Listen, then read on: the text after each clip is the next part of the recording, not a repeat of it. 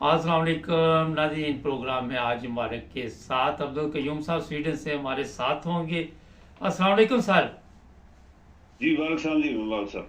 Sir ये बताइए कि सदर पाकिस्तान आहिस्ता आहिस्ता मेरा ख्याल रुखसत होने वाला है, क्या इसकी खिदमात रही हैं और आप समझते हैं कि इसने इमरान खान के साथ वफादारी की है? ये सदर पाकिस्तान जो अभी मौजूदा सदर पाकिस्तान है, ये इसने सच्ची बात यही है कि इसने कोई positive role as a president ये जो 5 साल शायद रहा है तो इसने अदा नहीं किया। हम्म। अभी मुबारक साहब, बदबख्ती यही है ना पाकिस्तान में कि काबिल लोगों को जो काबिल लोग होते हैं, जो सही विजनरी काबिल लायक और वफादार लोग होते हैं, उनको कोई चांस नहीं देता। अभी प्रेसिडेंट ऑफ पाकिस्तान बनाने के लिए इस तरह के लोग पिकअप किए जाते हैं। आपको याद है कि ये मुस्लिम लीग नून वाले बड़े मशहूर हैं, ये रिटायर्ड जजेस को अंदर ले आते हैं, ऐसे बंदे ले आते हैं जिनकी कोई वैल्यू नहीं होती, क्रेडिबिलिटी नहीं होती, वो बोल नहीं सकते, यस सर करने वाले। पीपल पार्टी ने भी ऐसे ही सदर बनाए हुए थे जो यस सर वाले थे। तो ये पाकिस्तान के साथ गद्दारी जो हो रही है शुरू से, वो ऐसे ही हो रही है दुनिया में। जो देखो ना, अभी अमेरिका में वहां पे इलेक्शन होने वाले हैं तो किस तरह पूरा मुल्क वोट करता है एक एक आदमी के लिए, तो जो चुना जाता है वो काबिल आदमी होता है, वो नालायक नहीं होता। इसी तरह बाकी दुनिया में भी लोग काबिल लोग चुनते हैं। ले पाकिस्तान की बदबख्ती है, यहाँ पे दान तोड़ने वाला, सब्जियां बेचने वाला, कपड़े बेचने वाला, मरने वाला जो मरने वाला होता है, और जज रिटायर्ड जो घिसे घुसे होते हैं, वो सारे वो एक जज इन्होंने बनाया था मुस्लिम लीग, जिसके 2 बेटे तारड़ हैं, वो यहूदी लगते हैं, शक्ल से ही यहूदी लगते हैं, आप यकीन करें। तो ये मुबारक साहब, ये मुल्क नहीं चला, नहीं चला, आज भी नहीं चल रहा, इसको चलने दिया नहीं जा रहा। और जो लोग नहीं चलने दे रहे, आप उनके खिलाफ कोई गद्दारी का मुकदमा नहीं करते, आप उनको कोई सजाएं नहीं देते, आप उनकी जायदादें जो खरबों की बनी वो पकड़ते नहीं है, आप उनको मुल्क से निकालते नहीं है, आप पाबंदी नहीं लगाते, तो कैसे आप एक्सपेक्ट कर सकते हैं कि ये मुल्क चलेगा? सर ये बताइए कि बार बार चीफ ऑफ आर्मी स्टाफ को ये बयान देना पड़ता है कोर कमांडर कॉन्फ्रेंस में कि 9 मई के वाकयात जो है उसने सबसे ज़्यादा पाकिस्तान को नुकसान पहुंचाया, इसके अलावा कोई बात नहीं हमारे पास। इसलिए कि ये बंदा भी उसी कैटेगरी में है, मुबारक साहब आ रहा है जो अभी हमने प्रेसिडेंट की बात की है। ये बंदा भी तो काबिल नहीं था ना, ये बंदा रिटायर हो गया था, और इसको मुस्लिम लीग नून ने अपने इंटरेस्ट के लिए कि इसको पंप करते हैं कि तुम्हें चीफ ऑफ आर्मी स्टाफ बनाएंगे, तू हमारी जो अगले 5 साल हुकूमत है उसके लिए हमें पीछे से थपकी मार। तो ये चूंकि इसकी वजह से काबुल जनरल रिटायर हो गए और ये बंदा चढ़ गया, और एक मास्टर का लड़का था, कोई डरने की जरूरत नहीं है, कोई सब दुनिया को पता है। और ये फौज में, एयरफोर्स में सिपाही भर्ती हुआ था, वहां से 3 दफा फेल हुआ एसएसबी में।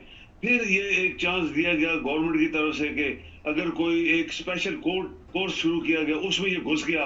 मास्टर का लड़का था, पिंडी के रहने वाला था, और लाजमी बात है पिंडी जर्नैलों की रिहाइश होती है, तो सिफारिश करके बन गया।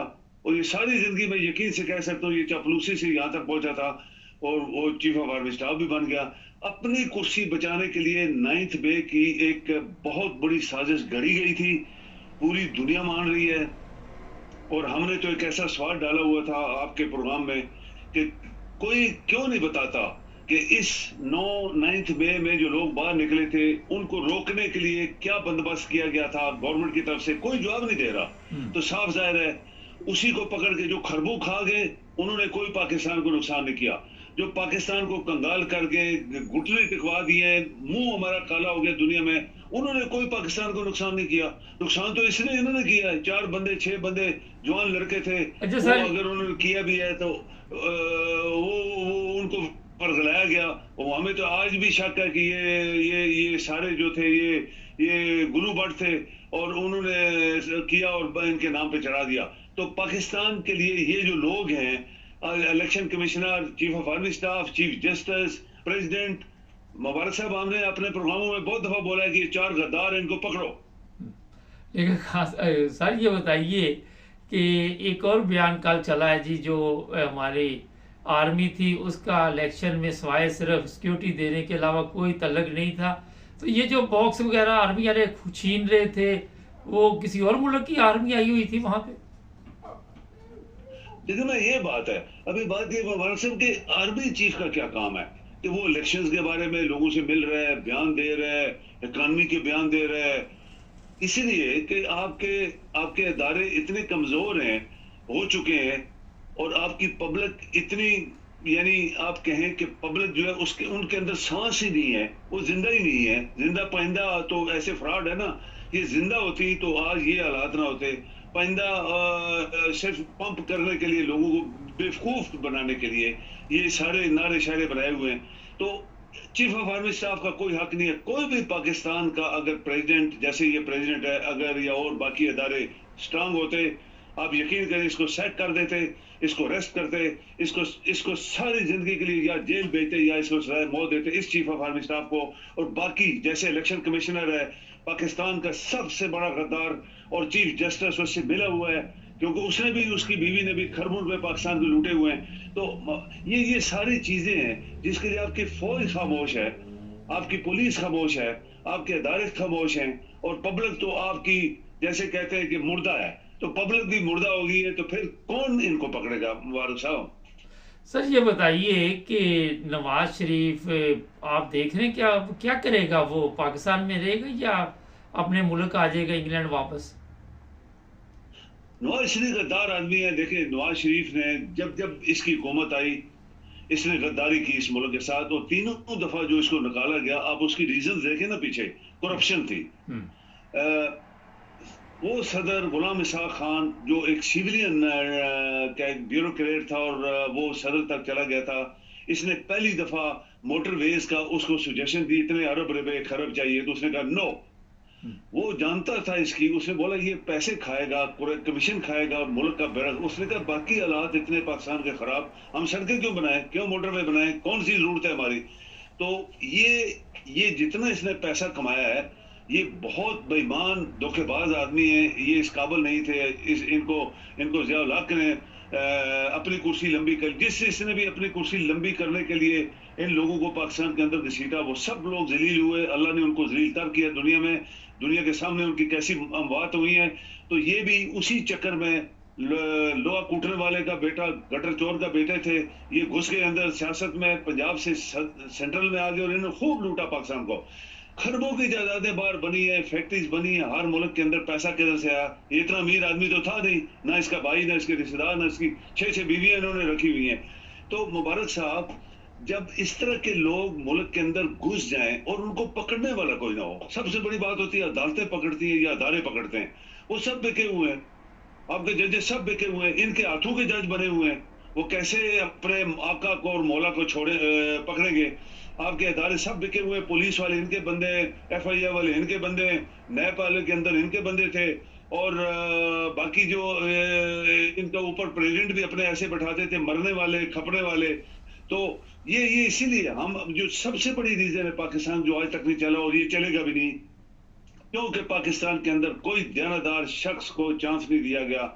रिश्तेदारी, कौम, ये सब मला मलू के तो ऊपर खींच के, जैसे अभी ले तीसरी दफा दुनिया के बदमाश, गुंडे, बेईमान, माफियाज, आरामखोर, लानती लोग और बददियानत लोग फिर तीसरी दफा आ गए।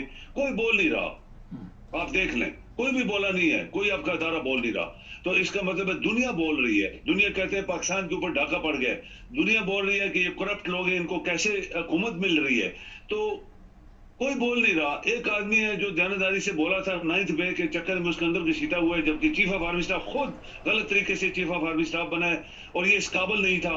काबिल जर्नैलों को रिटायर किया गया, इससे पहले भी रिटायर किया गया बाजवा के जमाने में, इससे पहले भी रिटायर किया क्यानी के जमाने में।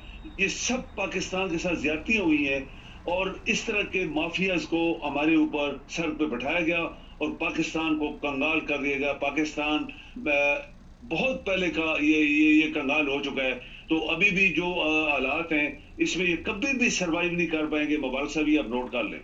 सर ये बताइए, कल चीफ जस्टिस ने कहा कि चीफ इलेक्शन कमीशन एक आईनी इदारा है, उसके खिलाफ भी कोई बात ना करे। आईनी इदारे जो हैं, जिस तरह अभी आपने कहा, काम ही ना कर रहे हो, वो वतन के लिए काम ना कर रहे हो, कौम के लिए काम ना कर रहे हो, तो उस आईनी इदारे का क्या फायदा है?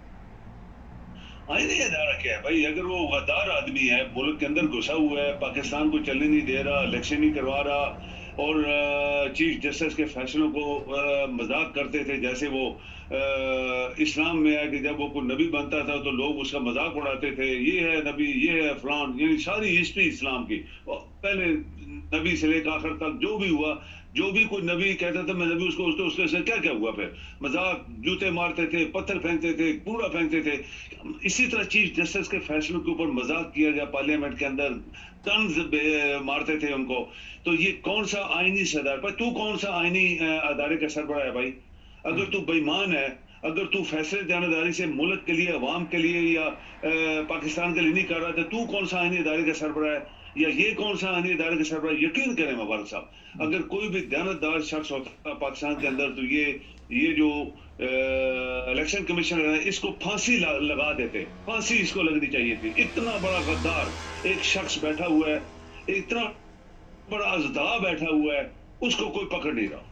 सर आखिर पे ये बताइए कि जो बात आपने की कि अच्छे चीफ जस्टिस भी आए पर उनको चलने नहीं दिया गया, उनके खिलाफ बातें शुरू कर दी, मजाक कर दिया, और एक ऐसे भी चीफ जस्टिस आए जिनको जनाब इन्होंने तकलीफ दी और उसने आर्मी को ख़त लिखा तो आर्मी ने उनकी मदद नहीं की थी उस वक्त, अब नाम लेने की ज़रूरत नहीं है। आखिर पे ये बताइए कि इमरान खान को ये छोड़ेंगे या नहीं छोड़ेंगे? देखिए, इमरान साहब के लिए तो अभी प्रेशर तो बहुत ज्यादा है ना। अभी इमरान साहब के लिए आप देखें, पूरी दुनिया भी प्रेशर डाल रही है, यूरोप के मुल्क भी डाल रहे हैं, अमेरिका में भी, और हर मुल्क में प्रेशर है कि इसको रिहा करो। आपके पार्लियामेंट के अंदर जो तकरीरें हुई हैं अभी, जो 5-10 बंदों ने तकरीरें की हैं, देखिए कितनी दिलेरी के साथ उन्होंने बातें की हैं। सेनेट में भी कल जो 2-4 बंदे जिन्होंने तकरीरें की हैं, बड़ी दिलेरी के साथ तकरीर, इसको रिहा करो, ये सब फ्रॉड है, इसको गलत, इसको एक वेल प्लान तरीके से अंदर रखा गया है। तो वो ये जो प्रेशर है, मुबारक से वो कहते हैं ना, जब वो चाइना के बारे में ये मशहूर है कि ये एक मकूला है चाइना का कि सोए हुए अज़दा को कभी नहीं छेड़ना, एक अज़दा सोए हुए उसके नजदीक से भी नहीं गुजरना। अभी पाकिस्तान के जो लोग हैं वो अज़दा की तरह सो गए, वो सो गए, उनको पता भी नहीं हो रहा कि मुल्क के अंदर क्या हो रहा है, हमारे साथ जुल्म क्या हो रहा है। तो ये जो लोग हैं कुछ बोल रहे हैं, इनकी क्या, एक ही बंदा है जो इसके पीछे है, इलेक्शन कमिश्नर और चीफ ऑफ आर्मी स्टाफ और चीफ जस्टिस, ये 3 बंदे हैं। और सदर चूंकि आपका डमी है, वो अपनी कुर्सी कहता है जो ये आपस में लड़ते रहे मेरे 10 दिन और लग जाएंगे, वो इतना अंदर से बदनीयत आदमी है। तो ये 3 बंदे अगर आपके हटा दिए जाएं इमीडिएटली तो आपका मुल्क शायद फिर वो पानी जो रुका हुआ है वो शायद बहना शुरू हो जाए। लेकिन उसको कौन हटाएगा? चूंकि बड़े अदारे जो है वो सारे खामोश हैं, और इमरान को यकीन करें मुबारक साहब कोई रोक नहीं पाएगा, इमरान निकलेगा। चलें, बहुत शुक्रिया सर आपको। जी शुक्रिया। नहीं, ये थे अब्दुल कयूम साहब, अपने ख्यालात का इज़हार कर रहे थे। यूट्यूब से हमें इजाज़त दीजिए, टिकटॉक पे अभी मैं मौजूद हूँ। हमारे चैनल को सब्सक्राइब करें, फॉलो करें, अपना ख्याल रखें। अल्लाह हाफ़िज़।